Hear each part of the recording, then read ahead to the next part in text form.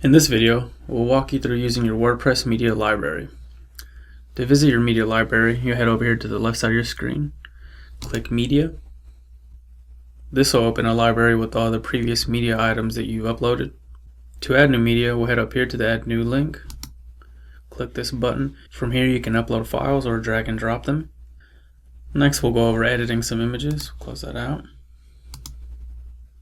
So one of the cool things about the WordPress Media Library is that you can actually edit images from within your WordPress site.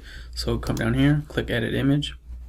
And from here you have the ability to crop, rotate, change the dimensions of your picture, which is a pretty cool feature if you need to make any last minute changes or edits to your media file after it's already been uploaded. We'll go ahead and crop this picture real quick. Click Save.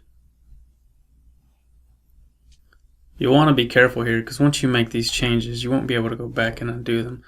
So just be sure of these changes before you save them. So I'm going to go ahead and exit out of here. One thing you may want to stay on top of is deleting any media files that you don't need or use anymore. So we can go up here and click Bulk Select, and let's say I want to get rid of these two pictures. Delete permanently. A little warning box will come up and you can get rid of them. This will help clear up some files you're not using anymore and help clear up some space.